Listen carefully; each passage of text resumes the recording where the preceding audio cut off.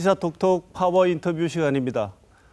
오늘은 대구 경북 지역의 대표적인 정치인이자 차기 대권 주자로 거론되고 계시는 김부겸 의원님 모시고 인터뷰를 한번 해보도록 하겠습니다. 어서 오십시오. 네, 안녕하십니까. 네. 의원님 먼저 지난 2년 동안 행정안전부 장관을 하시다가 퇴임을 하시고 이제 지난 4월에 퇴임을 하셨는데 국회가 아닌 행정부에서 장관으로 일하는 것은 의원으로 일하는 것과 또 다른 경험일 것 같은데요. 일의 무게랄까 책임감 이게 정말 무거웠습니다. 의원 시절보다 훨씬 더 무거운 책임감. 예를 들어 이제 지난번에 포항에 지진이 났을 때 네. 제가 이제 현장에 가보고 그 참상도 보고 하면서 결국 그 다음 날 예정된 수능 시험을 네. 어떻게 할 거냐. 근데 사실은 그게 수능 시험 연기라는 게 말이 지금 지나놓고 별일 없어지라서 그러지. 그때는 사실은 정말 피가 마르더라고요. 네. 교육부 총리님 또 대통령님께 수능 연기를 건의했는데 지금 생각해 보니까 그때는 참 이렇게 무거운 일인 줄 모르고 그냥 결정을 했는데 결국은 됐고 네. 다행히 우리 국민들이 모두 다 조금씩 불편을 네. 감수해 줌으로써 네. 포항 시민들과 그 수험생들을 모두 안아준 것 네. 그런 게 감사드리고 그 뒤로부터 제가 행정을 할 때는 늘 항상 바로 억울한 사람이 없도록 하는 그런 어떤 행정을 해보자고 노력을 했습니다. 네. 지금 의원님께서 생각하시기에 문재인 정부가 제일 잘했다 이것은 이렇게 생각하는 정책과 아쉽다. 많이 아쉬운 부분이 있고 요거는 좀 잘못된 것 같다고 생각하는 일이 있으면 하나씩 좀 찝어주시겠습니까?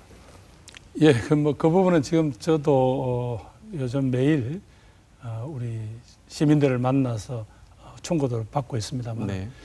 저는 적어도 문재인 정부가 여러 가지 비난을 받으면서도 유지를 하고 있는 네. 이 남북 간의 북한 비핵화를 포함해서 남북 간의 문제를 풀고 동북아시아의 평화 체제, 네. 나아가서 어떤 이 지역에 있어서의 안보에 있어서의 안정 이런 것들을 위한 이 평화 정책만큼은 네. 저는 정말 여러분들이 평가해 주셔야 된다고 봅니다. 네. 적어도 북한의 최고 지도자 김정은으로 하여금 핵을 가지고 만지작거려서 대한민국에 위협을 주거나 혹은 주변 국가한테 위협을 줘서 이 문제를 풀 수 있다고 생각하는 어리석다는 것을 좀 보여주고 있습니다. 이게 이제 평화 문제에 관해서는 좀 자신 있는 부분이라면 네. 역시 경제 문제에 관해서는 저희들이 여러 가지 혼이 나고 있다는 것을 저도 절감하고 있습니다. 네. 가장 큰 이런 변화를 시도한 가장 큰 이유는 그동안 이제 우리 경제가 계속 고성장을 네. 할 때는 어떻게든 간에 자잘한 문제들이 전부 다 풀렸습니다만 네. 이게 저성장이 오래 가다 보니까 이제는 이래 가지고는 안 되겠다. 과거 수출 주도 경제 때 짜놓았던 여러 가지 네. 그런 거물들이 좀 잘 안 맞는다. 네. 그래서 바로 이 시대에 맞게 한다는 게 이제 매수를 국민들 스스로의 주머니를 열고 또 거기서 돌아가는 경제를 잘해보자고 했는데 네. 결국 그것이 급격한 최저임금 인상, 주 52시간제 도입의 정목 확대 뭐 이런 것들이 현장에서는 좀 제대로 잘 먹히지 않는 것 같습니다. 네. 우리 지역에서 행안부 장관을 이제 퇴임하시고 지역에 오셔가지고 이제 지역구를 다시 돌아보시면서 활발하게 지금 활동을 하고 계신데 더불어민주당을 향한 우리 대구 경북 지역의 민심을 솔직하게 어떻게 평가하십니까? 저희들이 부족하다는 것도 기대만큼 따라가지 못했다는 네. 비판은 저희들이 받아들여야 하고요. 또 특히 우리 대구 경북 지역은 그동안 오랫동안 우리가 대구 경북뿐 아니라 대한민국을 어떤 책임졌다는 자부심이 네. 있는데 그런 부분에 대해서 좀 허탈함 같은 게 있다. 네. 그런데 그 허탈한 내용 중에서 일부분은 뭐 좀 사실이 아니지만 그렇게 사실인 것으로 받아들이는 부분이 있지만 또 일부분은 저희들이 부족한 부분이 있기 때문에 그런 것들을 뭐 고쳐 나가도록 또 필요하면 보완하도록 그렇게 하겠습니다. 장관 하느라 수고했다는 칭찬도 많이 안 들으셨습니까? 또 조금 격려하시는 분들도 있죠. 네. 왜 그렇겠습니까? 그러나 전체적으로는 좀 기대만큼 못하고 있다라는 그런 야단을 더 많이 야단을 더 많이 맞고 네. 있습니다. 실제로 지난 7월에 황교안 자유한국당 대표가 대구를 찾아서 대구 경북 지역이 홀대를 받지 않도록 더 노력하겠다 이런 말씀을 하셨어요. 그러면서 그 이후에 이제 지역에서 여기에 대해서 여러 가지 말들이 의견들이 분분했습니다. 저는 분명히 말씀드리지만 TK 홀대론, TK 패싱론은 과장되었다. 그리고 소위 이 사람 저 사람이 그냥 이렇게 정치인들이 툭툭 던질 그런 문제가 아니다라고 생각합니다. 네. 저도 바로 그 황 대표께 뒤에 여러 가지 항의를 내는 그런 글을 발표를 했습니다만은 박근혜 정부 때보다도 어떤 해는 더 많습니다. 네.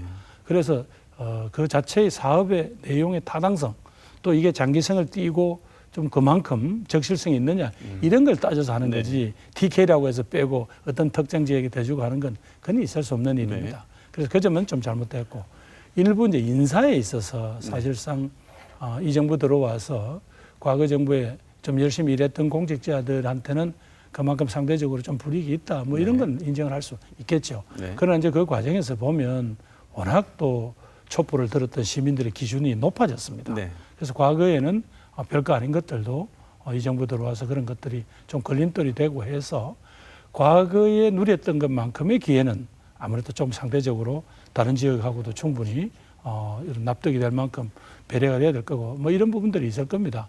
그렇다고 해서 과거에 대한민국이 어려울 때 스스로 희생해서 대한민국을 지켜왔던 대구 경북의 시도민의 자존심이랄까 네. 뭐 이런 부분들에 흠이 가서는 안 될 것이고요. 네. 그 점에서 혹시 우리 정부가 부족한 게 있다면 그런 부분들도 앞으로 조금씩 고쳐 나가도록 하겠습니다. 네. 대구가 26년째 잘 알고 계시죠, 의원님. 26년째 1인당 지역 내 총생산이 꼴찌입니다. 꼴찌고 많은 분들이 말씀하시지만 대기업 변변한 게 하나 없다.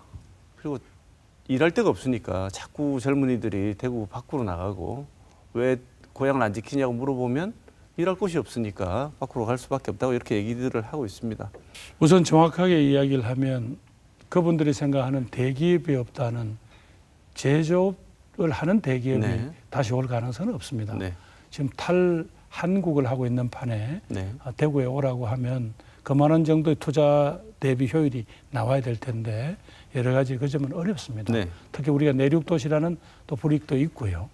그러면서도 소위 이제 뭐 반도체라든가 이런 것도 장치 산업들이 서서히 이제 옮겨가고 있고 한 20년째 반복되는 대기업을 유치해와야 대구 경제가 산다. 맞지만은 이제는 조금 접근법을 달리할 때라고 생각합니다. 결국 우리 다음 세대 지금 닥쳐오고 있는 4차 산업혁명 시대에는 그런 큰 공장이라든가 이런 데서 결판이 나는 게 아니라 네. 오히려 우리 아이들의 아이디어들이 자기들이 꿈꾸는 데만큼 네. 어떤 그 창의성들을 모아서 바로 새로운 산업 또 그런 것도 새로운 어떤 기회를 만드는 것 그게 핵심이거든요. 네. 이른바 이제 IT라든가 뭐 IoT라든가 뭐 AI라든가 이런 부분에서 어떻게 그 젊은 애들이 시도해보고 또 좌절하고 또 다시 도전할 수 있는 그런 바탕을 만드느냐. 네. 그게 저는 이제 대구 미래의 어떤 성패라고 생각을 합니다. 욕심을 덧붙여서 말씀하셔도 됩니다. 대구 경북 지역에서 더불어민주당의 목표는 얼마나 지금 예상을 하고 계십니까? 지금 뭐 여러 조사 기관마다 차이는 있습니다만 대구 경북에서 이제 저희 당 지지율이 한 3분의 1 정도 됩니다. 한 30% 네. 내외. 조금 더 많이 나오는 것도 있고 적게 나오는 것도 있습니다만 그 정도면 단순 계산을 해버리면 전체 한 25석 중에서 대구 네. 경북에 25석 중에 저희들한테 한 7, 8석 쪽은 주셔야 되는 거 아닌가? 네, 7, 8석은 주셔야 되는 거 네. 아닌가? 뭐 그 정도는 목표로 하고 있고 네. 또 그렇게 해서 변화가 되면 네. 또 이 지역을 발전시키는 데 도움이 됩니다. 네. 왜냐하면 지금까지 쭉 보시면 네. 그런 식으로 이제 이걸 미국 정치 같으면 스윙 스테이트라고 그러잖아요. 네. 어느 한쪽으로 고정되지 않고 늘 선거 때마다 네. 쟁점에 네. 따라서 그걸 선택을 달리함으로써 늘 정치인들을 긴장하게 하고 네. 부진하게 하는 네. 지금 대한민국에도 보면 그런 지역은 전부 다 발전을 했습니다. 네. 오히려 의리를 지킨다는 이름 하에 계속 특정 정당만 밀어줬던 지역들은 지금 여러 가지로 네. 어렵습니다. 네. 우리 인근에 보면 부울경, 네. 부울경만 해도 지금 이제 섞어놓고 나니까 실제로 변화가 오잖아요. 네. 평소에도 이제 지역주의 타파를 해야 한다고 역설을 하시고 그런 일환에서 굉장히 노력을 많이 하신 것으로 알고 있습니다. 의원님께서 평소에 갖고 계시는 어떻게 보면 지론이죠. 지역주의 타파에 대해서는 어떤 생각을 갖고 계신지 지금 말씀하신 것처럼 정당하게 경쟁을 시키고 또 거기서 타협을 하고 그래서 어떤 결과를 내서 국가 운영에 우리 국민과 정부가 모두 힘맞춰 나가야 그게 이제 국가 에너지가 하나로 네. 말하자면 모여질 텐데 네, 여기서 거기다 쓸데없이 우리가 남이가 우리 지역에서는 뭐 이런 걸 갖다 들이밀어 버리면 네. 국민들이 최선의 선택을 못하죠. 네. 정말 최고의 이제 어벤져스 팀을 만들 수가 없는 네. 겁니다. 정당의 문제도 아니고 참 묘하게 여러 가지가 얽혀 있습니다. 이 국토교통부가 발표한 김해 신공항의 결정에 대해서 이의를 제기하고 부산, 울산, 경남이 사실상은 재검증 논란이라고 하지만 가덕도 신공항을 염두에 두고 문제 제기를 한 끝에 결국 대통령께서도 이 재검토를 지시하시고 한번 국무총리실에서 한번 되짚어 볼 수도 있다고 하고 있습니다. 우리는 또 우리대로 K2 군공항하고 대구 민간공항이 합쳐서 또 새로운 공항으로 이전을 지금 준비하고 있는데 굉장히 복잡한 문제, 이거 지역 문제도 겹쳐 있는 문제입니다. 교수님 생각하기에 네. 이 두 문제가 연관이 되어 있습니까? 따로따로 가면 되는 겁니까? 붙어 있습니다. 붙어 있죠. 네. 그런데 지금 현재 대구시장님이나 경북지사님은 입장을 정확하게 안 내놓고 있죠. 대구 경북은 비교적 입장을 정확하게 내놨다고. 뭐라고 내놨죠? 이거는 민간공항, 군공항, 공항 이전 사업이고 신공항과는 관계가 없다. 어떻게 관계가 없습니까? 그렇게 신공항을 입장을 김해로 정리했습니다. 신공항을 김해로 하면서 했는데 왜 지난번에 그러면 성급하게 예. 우리 통합공항 이전해주면 가덕도로 가도 신경 안 쓰겠다는 이야기를 왜 성급하게 합니까? 맞습니다. 그 얘기는 한 적이 이런 있습니다. 섣부른 정도로 해놔놓고 자꾸 나중에 소위 말해서 지역민들의 대결을 부추기는 거 이건 못난 정치입니다. 네. 우리 기죽을 필요 없습니다. 대통령이 그런 지시한 적 없습니다. 총리께서 제가 그 행안부 장관으로 있을 때 자꾸 이런 문제가 올라온다 그래서 그건 저는 말이 안 되는 겁니다. 이미 합의한 겁니다. 그랬는데 워낙 새 지역이 뭐 집요하게 요구를 하니까 그렇게 안 된다면 검증 다시 합의하면 해보자. 그래서 제가 강력히 항의했죠. 민주주의는 결국 절차만 남는 건데 절차상 대구 경북을 포함한 5개 시도가 합의해서 낸 안을 그중에 3군데에서 반대하면 이거는 소위 다시 합의를 깰 수 있다. 이렇게 쉽게 국정을 운영하는 겁니까?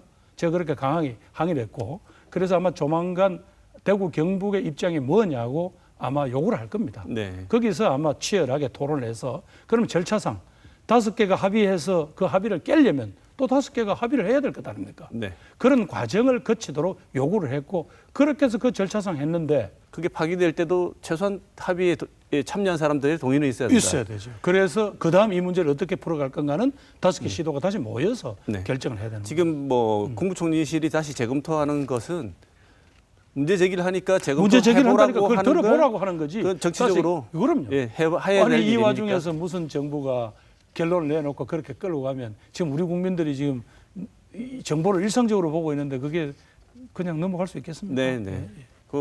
이 점은 저희들이 오늘 의원님 말씀을 듣고 많은 분들이 제일 궁금한 내용 중에 하나가 혹시 미리 심중에 염두를 두고 재검토를 지시한 건 아닌가라는 일종의 그것도 루머죠. 아, 가짜 뉴스들이 대통령은 이 문제에 대해서 직접 관여한 바가 없습니다. 네. 분명한 거는 아까 이야기는 국무총리실이 그렇게 심각한 민원이 있다니까 우리가 검토해 보겠다는 겁니다.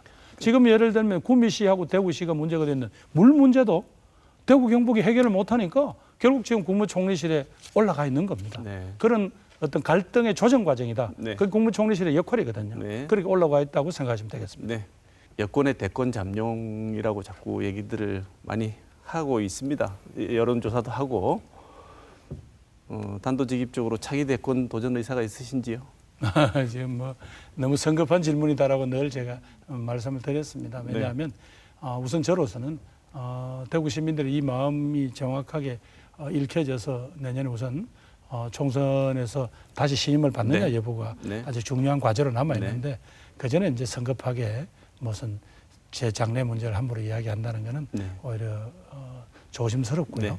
오히려 그것보다는 사실상 내년 총선을 준비하면서 또 대구가 부딪힌 문제, 또 대한민국이 부딪힌 문제를 정치를 하는 사람이 고민 안 할 수는 없잖아요. 네.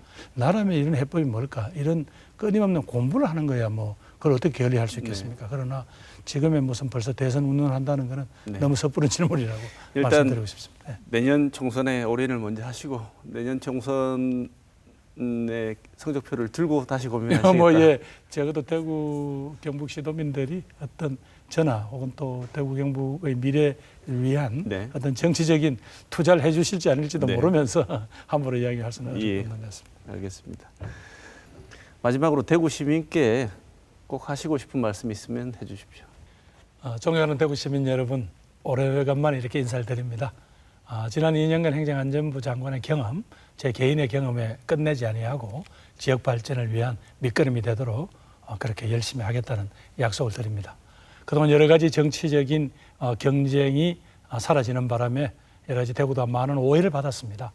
또 그러면서 너무 우리가 좋았던 시절을 길게 안주하다가 보니까 다음 다가오는 변화를 제대로 준비하지 못했지 않느냐라는 그런 비판도 받고 있습니다. 그러나 이제는 우리 스스로가 다시 변화해내고 일어설 수 있다고 생각합니다. 우리 젊은이들로 하여금 이 땅에서 태어나서 공부하고 취직을 하고 결혼을 하고 아기를 놓고 자기 인생을 이어갈 수 있는 그런 어떤 단단한 토대가 저는 대구에 있다고 생각을 합니다. 네. 바로 그런 정치, 그런 대구시 한번 만들어 볼 수 있도록 정치적 다양성 경쟁시켜 주시고 네. 또 저희들에게도 많이 기회를 주십시오. 네. 다만 여러 가지로 현 정부에 대해서 섭섭하고 또 부족했다고 하는 부분들은 저희들이 부지런히 전해서 조금씩 현장의 목소리들이 조금 달라질 수 있도록 그렇게 최선을 다